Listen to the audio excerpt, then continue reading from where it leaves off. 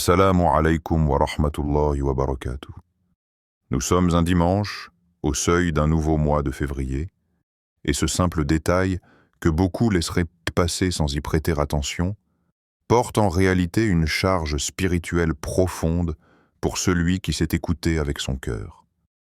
Le changement de mois n'efface pas automatiquement les soucis, il ne supprime pas les blocages, il ne fait pas disparaître les prières restées sans réponse apparente. Au contraire, c'est souvent à ce moment précis que l'âme ressent plus fortement le poids de ce qui n'a pas encore changé, comme si le temps avançait alors que certaines situations, elles, restaient figées. Les mêmes inquiétudes reviennent, les mêmes pensées tournent dans l'esprit, les mêmes invocations sont murmurées dans le silence de la nuit ou à l'aube, parfois avec espoir, parfois avec une fatigue intérieure que personne ne voit. Et pourtant, dans la sagesse de l'islam, rien n'est insignifiant lorsqu'il est relié à Allah. Un jour ordinaire peut devenir un rendez-vous divin. Un instant banal peut devenir un point de bascule. Ce dimanche n'est peut-être pas arrivé dans ta vie par hasard. Peut-être que ton cœur, même sans le formuler clairement, attend quelque chose de plus profond qu'une simple routine qui recommence. Car le vrai changement ne commence pas par des circonstances extérieures, ni par des paroles répétées sans présence du cœur, ni par une attente passive que les choses s'améliorent d'elles-mêmes. Le vrai changement commence par une connexion sincère avec Allah, une reconnexion intérieure, silencieuse mais puissante, entre le serviteur et celui qui connaît chaque détail de son âme, chaque peur cachée, chaque espoir enfoui, chaque larme retenue. C'est dans cet état d'esprit que ce rappel prend tout son sens. Sur lumière de la Sunna, nous ne cherchons pas à promettre des solutions rapides ou des résultats spectaculaires, mais à ramener le cœur à sa place naturelle, tourner vers Allah à travers le Coran et l'exemple authentique du prophète, que la paix et le salut d'Allah soient sur lui. En ce début de mois de février, ce dimanche devient une opportunité précieuse pour s'arrêter, respirer intérieurement, et se rappeler que les noms d'Allah ne sont pas de simples mots, mais des réalités vivantes, des portes spirituelles, des lumières capables d'éclairer les zones les plus sombres du cœur. Aujourd'hui, nous allons méditer ensemble sur 7 noms sublimes d'Allah, à invoquer en ce jour précis, non pas comme une formule vide, mais comme un chemin vers plus de clarté, plus de confiance et plus d'apaisement, conformément à la guidance du Coran et de la Sunna. Avant d'aller plus loin dans ce cheminement, prends un instant pour poser une intention claire. Si tu ressens le besoin de nourrir ton cœur régulièrement, avec des rappels authentiques, des enseignements simples et profonds, et des invitations sincères à appliquer la Sunna dans ta vie quotidienne, abonne-toi dès maintenant à Lumière de la Sunna. Ce geste peut sembler simple, mais une intention sincère, même petite, peut devenir une source de bien durable. Prends aussi le temps d'écrire en commentaire un mot ou une phrase qui reflète l'état de ton cœur en ce début de mois, que ce soit un appel à la paix, à la guidance, à la patience, ou simplement une invocation discrète adressée à Allah. Et si ce rappel te touche, partage-le avec quelqu'un qui traverse une période de doute ou de fatigue intérieure. Car parfois, Allah utilise un simple partage pour raviver une lumière presque éteinte. Reste attentif jusqu'à la fin de ce rappel, car une surprise spirituelle t'attend, non pas quelque chose de spectaculaire aux yeux du monde, mais un moment intime, profond, qui pourrait marquer ce mois d'une empreinte particulière dans ton cœur.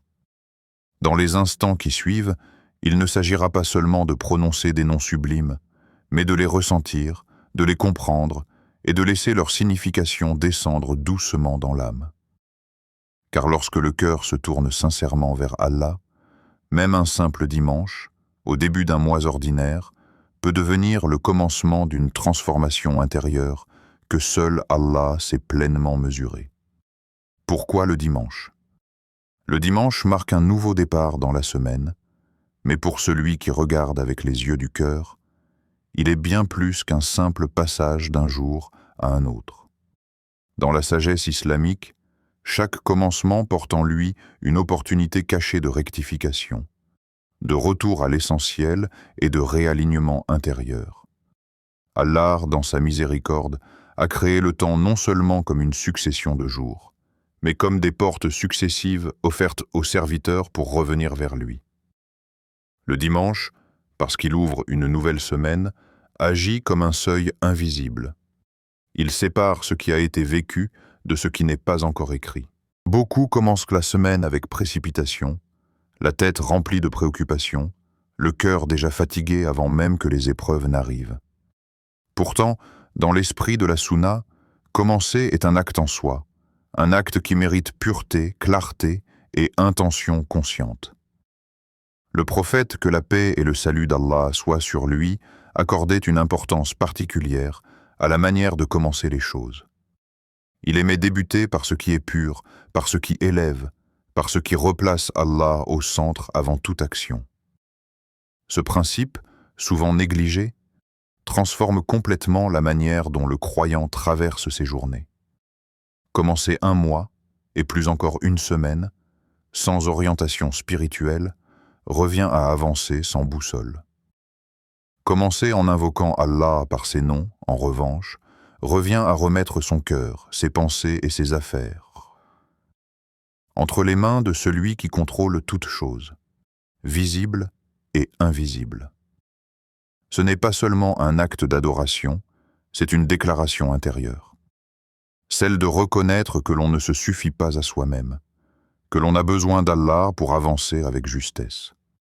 Ces 7 nombres sublimes que nous évoquons en ce dimanche de début février ne sont pas choisis au hasard, ni assemblés de manière arbitraire.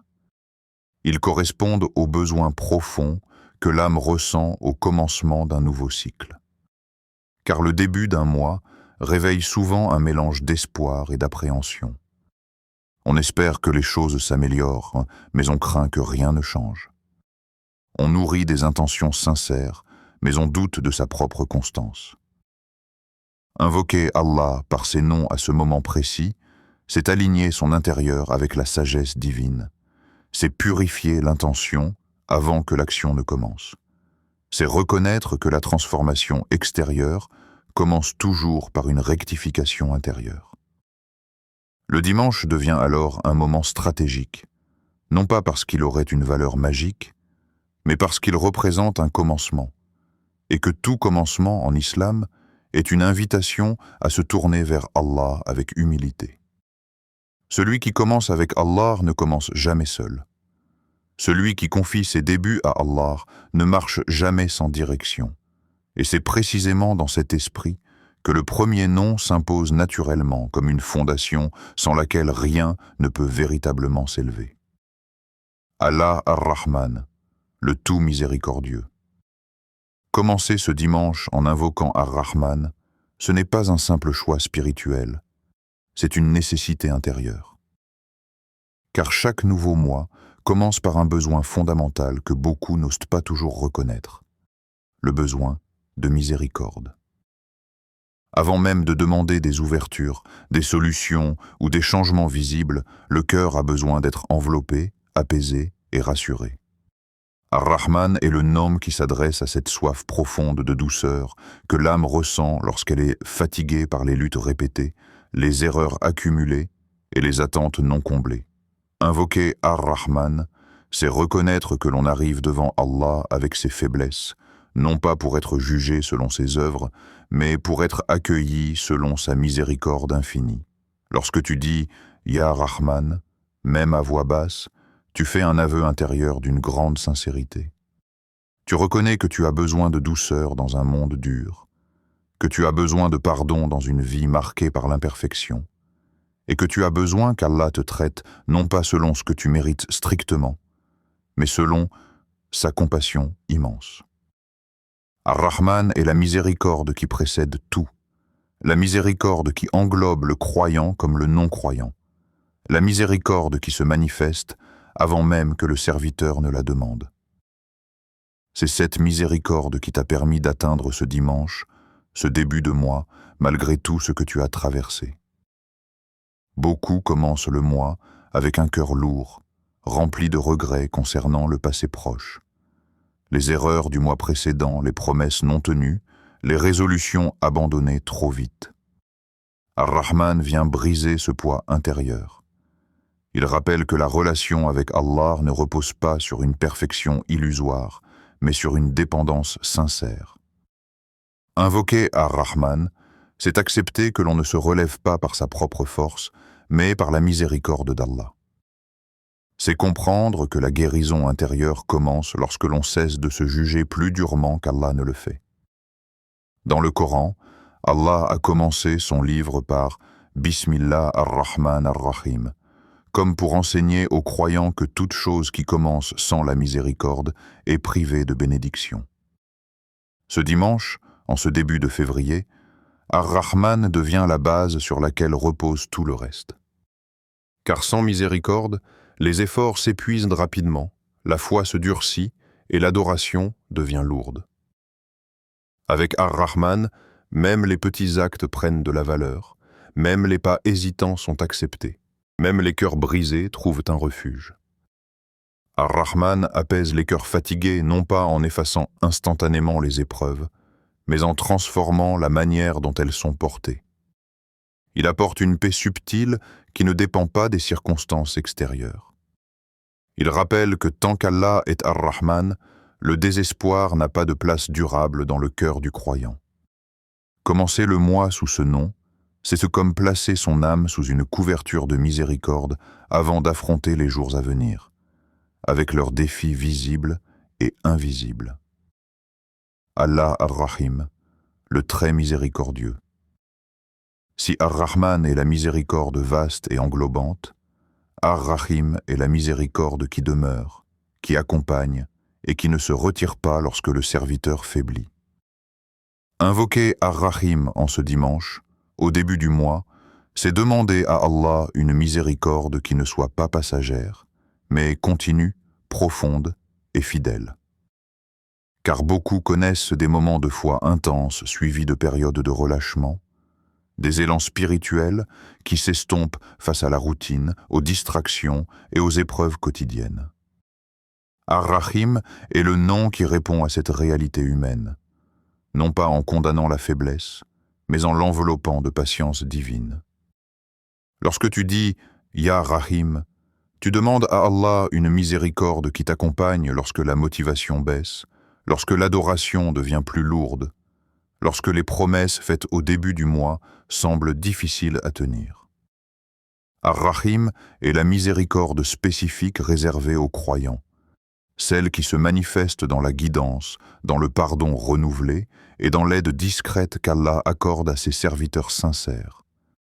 C'est une miséricorde qui ne te quitte pas lorsque tu trébuches, mais qui te relève doucement, sans humiliation. Commencer le mois avec Ar-Rahim, c'est reconnaître que le chemin vers Allah n'est pas linéaire. Il est fait de montées et de descentes, de moments de clarté et de périodes de brouillard intérieur. Ar-Rahim est présent dans chaque étape de ce chemin, même lorsque le serviteur a l'impression de reculer. Cette miséricorde-là ne se manifeste pas toujours par des changements visibles immédiats, mais par une protection intérieure, une patience accrue, une capacité à revenir encore et encore vers Allah sans se lasser. Dans la vie quotidienne, Ar-Rahim se manifeste souvent de manière subtile. Une épreuve qui ne te détruit pas, une faute qui ne t'éloigne pas définitivement, une porte de repentance qui reste ouverte malgré les retards. Invoquer Ar-Rahim en ce dimanche, c'est demander à Allah de t'accompagner toute la semaine, tout le mois, dans chaque détail de ta vie, même dans les instants où tu n'es pas au meilleur de toi-même. C'est une invocation qui reconnaît la fragilité humaine tout en s'appuyant sur la fidélité divine. Ar-Rahim est la miséricorde qui reste lorsque les émotions changent, lorsque l'enthousiasme s'essouffle, lorsque la solitude se fait sentir. Elle est la preuve qu'Allah ne se lasse jamais de ses serviteurs, même lorsque eux se lassent d'eux-mêmes. Commencer le mois sous ce nom, c'est demander à Allah une relation fondée non sur la performance spirituelle, mais sur la constance de sa grâce. C'est une manière silencieuse de dire « Ô Allah, accompagne-moi même quand je ne sais plus comment avancer, et ne me laisse jamais seul face à mes faiblesses. » Allah al-Fatah, celui qui ouvre. Le début d'un mois porte souvent une sensation étrange, difficile à expliquer, comme si l'on se tenait devant une porte sans savoir si elle finira par s'ouvrir. Beaucoup commencent ce nouveau cycle avec des attentes silencieuses et des inquiétudes bien réelles. Les projets semblent bloqués, les démarches n'aboutissent pas, certaines situations paraissent figées depuis si longtemps qu'on ne sait même plus à quoi ressemblait l'espoir au départ. On a frappé, insisté, patienté, parfois même prié avec larmes, et pourtant, rien ne semble bouger. C'est précisément dans cet état intérieur que le nom Al-Fatah prend tout son sens, car il s'adresse à ces moments où l'être humain arrive à la limite de sa compréhension et de sa capacité d'action. Invoquer Allah par le nom Al-Fatah en ce dimanche de début de mois, ce n'est pas seulement demander une ouverture extérieure, visible, immédiate. C'est avant tout reconnaître que certaines portes sont fermées non pas pour nous punir, mais pour nous orienter. Al-Fatah n'est pas seulement celui qui ouvre ce que nous voyons, mais celui qui révèle ce que nous ne voyons pas encore. Il ouvre parfois une issue là où nous étions persuadés qu'il n'y en avait aucune. Et parfois, il ouvre le cœur avant d'ouvrir la situation. Car combien de fois une porte s'est-elle ouverte extérieurement sans que le cœur ne soit prêt à la traverser? Et combien de fois une porte est-elle restée fermée pour nous protéger d'un mal que nous ne pouvions pas encore percevoir? Lorsque tu dis « Ya Fatah », tu reconnais implicitement que ta vision est limitée, que ton jugement est incomplet et que ta compréhension des événements est partielle. Tu acceptes que ce que tu appelles un blocage puisse être une protection et que ce que tu appelles un retard puisse être une préparation. Al-Fatah agit selon une sagesse qui dépasse le temps humain, une sagesse qui ne se plie pas à l'urgence émotionnelle mais qui répond à la réalité profonde de ce dont le serviteur a réellement besoin. Invoquer ce nom, c'est donc déposer son impatience, son anxiété et ses scénarios mentaux entre les mains d'Allah. Souvent, lorsque nous parlons de portes fermées, nous pensons immédiatement à des réalités matérielles. Un travail qui n'arrive pas, une situation financière qui stagne, une relation qui ne se répare pas, un projet qui n'aboutit pas. Mais Al-Fatah commence presque toujours par une ouverture plus subtile et plus essentielle, celle du cœur. Il ouvre le cœur à l'acceptation, à la patience, à la confiance et parfois même à une vérité que l'on refusait de regarder. Il ouvre la compréhension pour que le serviteur cesse de se battre contre ce qui est déjà écrit et commence à marcher avec ce qu'Allah a choisi pour lui à ce moment précis de sa vie. Il arrive qu'Allah ouvre une porte dans une direction que nous n'avions jamais envisagée, parce que nous étions trop concentrés sur une seule issue, trop attachés à une seule image de ce que devait être notre réussite ou notre bonheur. Al-Fatah élargit le regard, brise les fixations intérieures et montre que la subsistance, la paix et l'élévation peuvent venir par des chemins inattendus. Combien de personnes ont découvert une vocation, une sagesse ou une force intérieure précisément après qu'une porte qu'elles désiraient ardemment soit restée fermée? Al-Fatah n'ouvre pas toujours ce que nous voulons, mais il ouvre toujours ce qui est bon pour nous, même lorsque cela contredit nos attentes immédiates. En ce début de mois, invoquer Al-Fatah, c'est aussi accepter que certaines portes ne s'ouvrent pas encore, non pas par refus divin, mais par timing parfait. Allah ouvre quand le cœur est prêt, quand la foi est suffisamment enracinée, quand la patience a accompli son travail silencieux.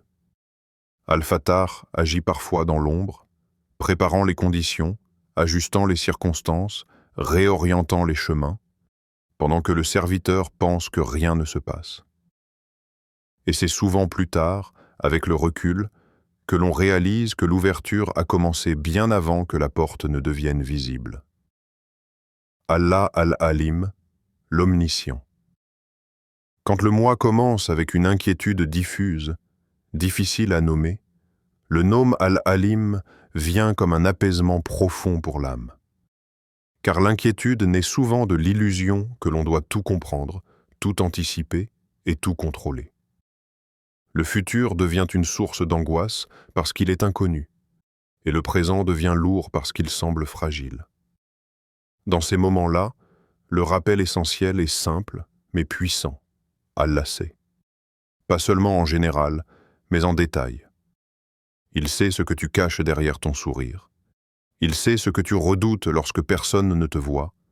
Il sait ce que tu espères même lorsque tu n'oses plus le formuler en invocation. Dire « Ya Alim » en ce dimanche, c'est déposer un fardeau invisible que beaucoup portent sans le montrer. C'est reconnaître que la connaissance humaine est limitée, fragmentée, souvent influencée par la peur et l'émotion, alors que la science d'Allah est parfaite, englobante et exempte d'erreurs. Al-Alim connaît non seulement les événements, mais aussi les intentions, les capacités réelles, les faiblesses cachées et les forces inexploitées du serviteur. Il sait pourquoi certaines choses arrivent maintenant et pourquoi d'autres sont retardées, même lorsque cela semble injuste ou incompréhensible du point de vue humain. L'un des aspects les plus apaisants du nom al-Alim est qu'il libère le croyant de l'obsession de la maîtrise totale. Tu n'as pas besoin de tout savoir pour avancer, car celui qui sait tout est celui qui te guide. Tu n'as pas besoin de comprendre chaque épreuve pour lui donner un sens, car Allah connaît déjà la finalité de ce que tu traverses. En invoquant Al-Alim, tu acceptes que certaines réponses ne viennent pas immédiatement, mais que leur absence temporaire ne signifie pas l'abandon divin. Souvent, l'anxiété du début de mois vient de la peur de répéter les mêmes erreurs, de revivre les mêmes déceptions, de porter encore les mêmes charges. Al-Alim rappelle que rien de tout cela n'est ignoré par Allah. Même tes hésitations, même tes doutes, même tes intentions inachevées sont connues de lui. Et cette connaissance divine n'est pas une surveillance froide, mais une science accompagnée de sagesse et de miséricorde. Allah sait ce qui te conviendra, même lorsque tu te trompes sur toi-même. En disant « Ya Alim », tu reconnais aussi que certaines portes restent fermées parce que leur ouverture serait prématurée ou nuisible à ce stade de ton chemin. Allah sait ce que tu serais capable de porter maintenant, et ce qui serait trop lourd pour ton cœur encore en construction. Il sait quand te donner, quand te retenir, quand t'éprouver et quand t'alléger. Cette conscience transforme l'inquiétude en confiance progressive, car elle déplace le centre de contrôle de l'ego humain vers la sagesse divine. Al-Alim, c'est également ce que tu ne sais pas de toi-même. Il sait les capacités que tu n'as pas encore découvertes, les forces que les épreuves révèlent lentement, et les leçons que ton cœur assimile sans même que tu en sois conscient.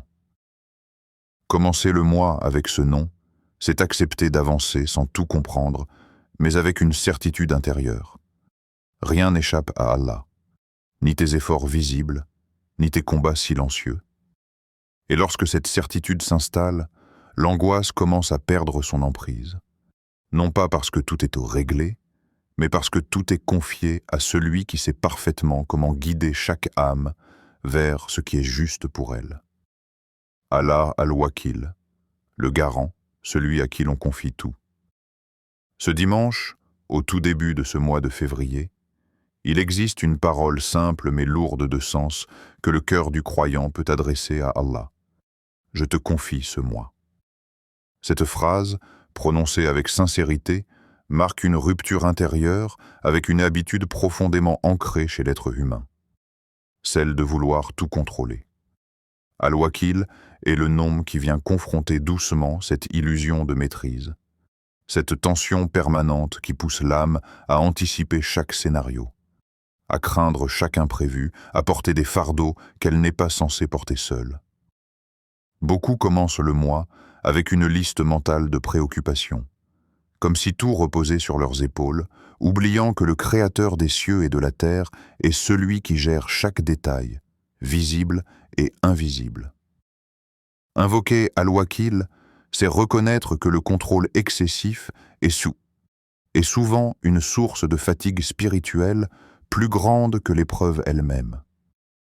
Ce n'est pas l'effort qui épuise, mais la peur de l'avenir, la crainte que les choses échappent à notre plan, l'angoisse de ne pas être à la hauteur de ce qui nous attend. Al-Wakil vient apaiser cette lutte intérieure en rappelant une vérité essentielle. Confier ne signifie pas abandonner l'effort, mais abandonner l'illusion que tout dépend de nous. Lorsque le cœur comprend cela, il commence à s'alléger. Le fardeau se déplace des épaules humaines vers la sagesse divine, et ce déplacement transforme profondément la manière dont le croyant avance dans sa vie. Dire « Ya Wakil » en ce dimanche, c'est remettre ce mois entier entre les mains d'Allah, avec ses joies possibles et ses épreuves inconnues. C'est accepter que certaines choses échappent à notre compréhension immédiate, mais jamais à la gestion parfaite d'Allah. Al-Wakil est celui qui prend en charge les affaires de ses serviteurs lorsqu'ils reconnaissent leurs propres limites. Il orchestre les rencontres, les retards, les ouvertures et même les épreuves avec une précision qui dépasse la logique humaine. Plus le serviteur confie sincèrement, plus il découvre une paix nouvelle, non pas parce que les problèmes disparaissent instantanément, mais parce qu'il n'est plus seul à les porter. Le vrai tawakkul ne se manifeste pas dans les paroles uniquement, mais dans ce relâchement intérieur progressif. Un cœur qui invoque Al-Wakil cesse peu à peu de se consumer dans l'anticipation anxieuse. Il apprend à avancer pas à pas, à faire ce qui est en son pouvoir, puis à laisser le reste entre les mains d'Allah. Cette confiance active transforme le rapport au temps, au futur et même à l'échec. Ce qui semblait autrefois menaçant devient une étape. Ce qui semblait insurmontable devient une affaire confiée au meilleur des garants. Commencer le mois sous ce nom, c'est accepter que la véritable force ne réside pas dans le contrôle, mais dans la confiance lucide envers celui qui ne se trompe jamais. Allah as-Salam, la paix. Beaucoup commencent un nouveau mois avec une agitation intérieure difficile à calmer.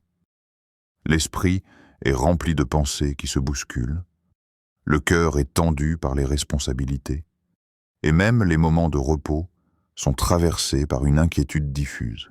Cette agitation devient parfois si familière que l'on finit par la considérer comme normale, oubliant que le cœur humain n'a pas été créé pour vivre en tension permanente. C'est dans ce contexte qu'As-Salam se révèle comme un refuge profond, un rappel que la paix véritable ne vient pas de l'absence de problèmes, mais de la présence d'Allah dans le cœur. Invoquer Allah par le nom As-Salam en ce dimanche, c'est reconnaître que la paix ne se trouve ni dans la multiplication des solutions matérielles, ni dans l'évitement des épreuves, mais dans une relation apaisée avec le Créateur. As-Salam est la source de toute paix, celle qui descend dans le cœur lorsque celui-ci cesse de lutter contre la réalité et commence à l'accueillir avec confiance. Cette paix ne supprime pas les défis, mais elle change la manière de les traverser.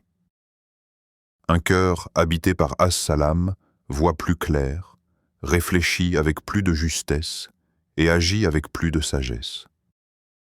Dans le foyer, As-Salam est cette tranquillité subtile qui adoucit les paroles, apaise les tensions et permet au cœur de se comprendre sans violence.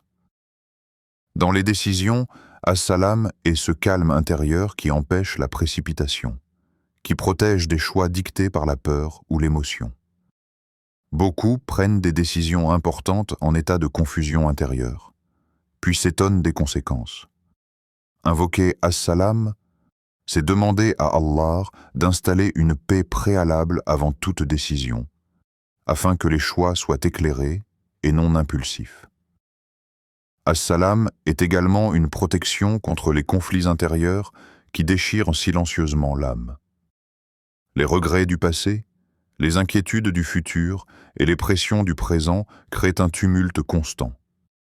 Lorsque le serviteur invoque As-Salam avec sincérité, il commence à expérimenter une paix qui ne dépend plus des circonstances. Cette paix peut coexister avec l'épreuve, avec l'attente et même avec la douleur, car elle est enracinée dans la certitude qu'Allah est présent, attentif et bienveillant. Commencer le mois avec As-Salam, c'est offrir à son cœur un espace de repos spirituel. Ce n'est pas une fuite, mais un recentrage. C'est permettre à l'âme de respirer à nouveau, de ralentir, de retrouver une clarté intérieure souvent perdue dans l'agitation quotidienne. Et lorsque le cœur est en paix, même les difficultés semblent moins écrasantes, car elles ne sont plus affrontées dans la solitude intérieure, mais sous le regard apaisant d'Allah, source de toute sérénité. Allah al-Hadi, le guide. Terminer ce dimanche en invoquant Al-Hadi, c'est reconnaître une vérité fondamentale que beaucoup oublient dans leur quête de réussite et de stabilité. Sans la guidance d'Allah, même les efforts les plus sincères peuvent se perdre. L'être humain peut travailler dur, réfléchir longuement et multiplier les initiatives, mais sans direction claire, ces efforts risquent de s'éparpiller, de se contredire ou de mener à des impasses.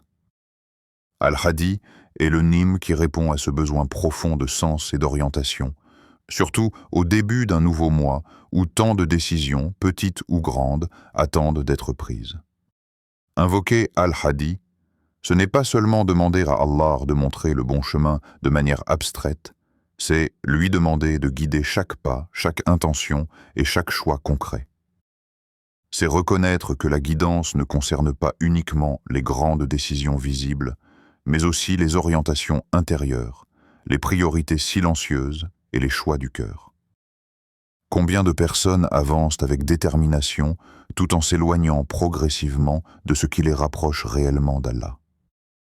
Al-Hadi est celui qui réaligne le chemin extérieur avec la direction intérieure. En ce début de mois, demandez la guidance d'Allah. C'est accepter que l'on ne sait pas toujours ce qui est réellement bon pour soi, même lorsque cela semble évident sur le moment.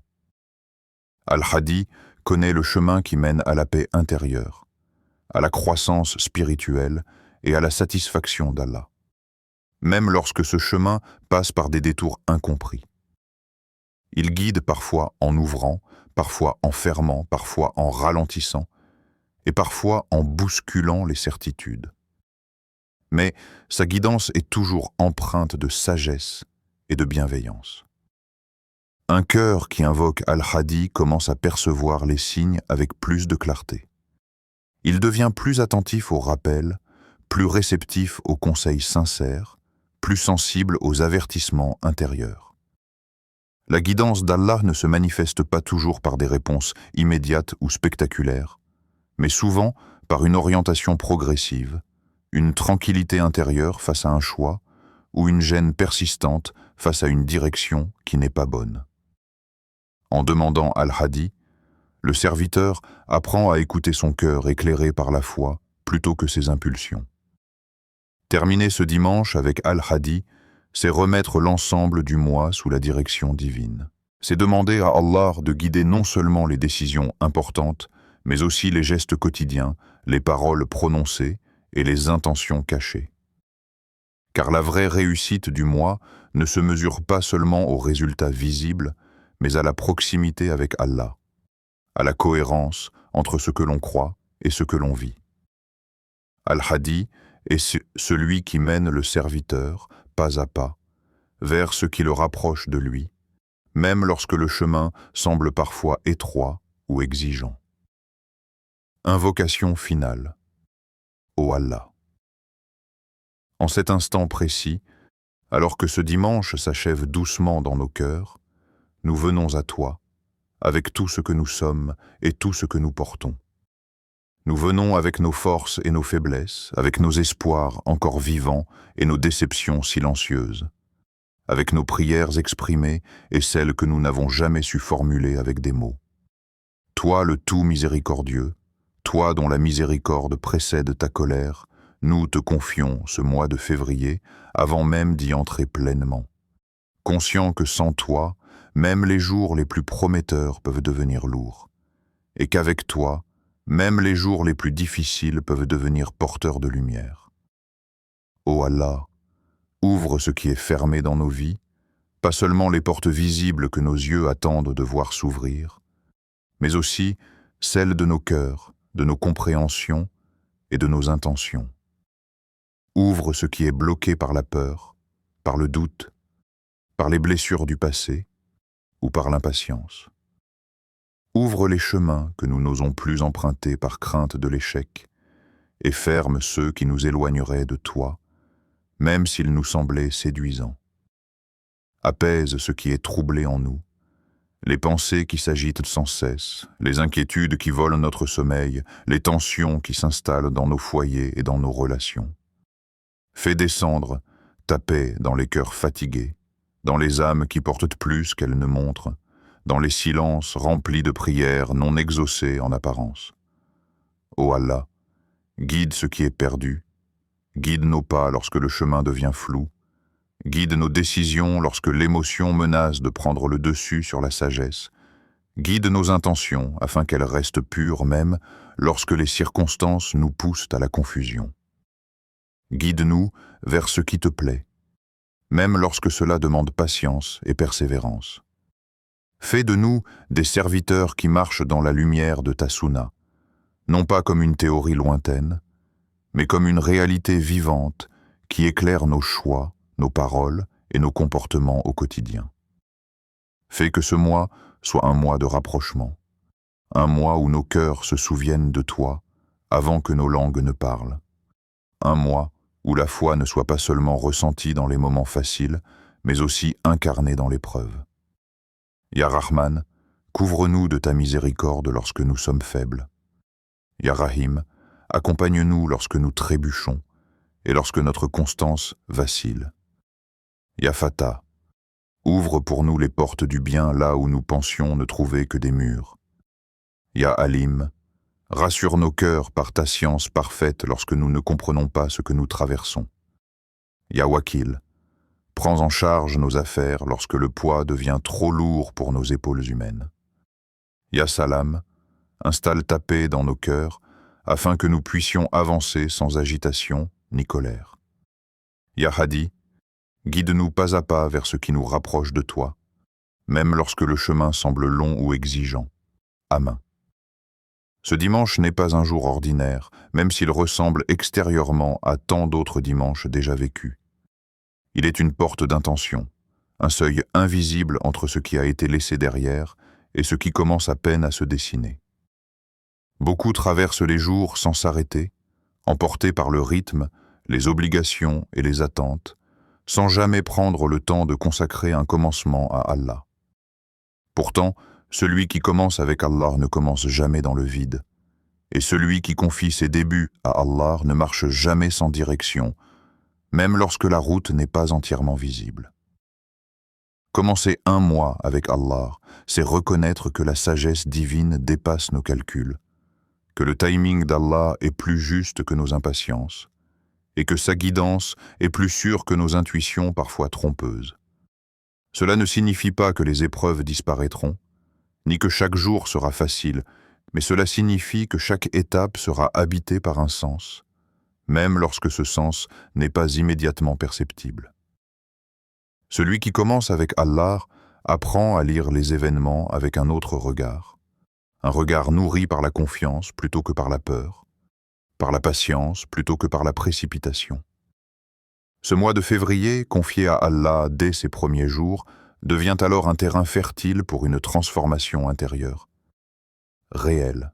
Non pas une transformation spectaculaire aux yeux du monde, mais une transformation profonde, silencieuse, parfois imperceptible, qui s'installe dans la manière de penser, de ressentir et de réagir.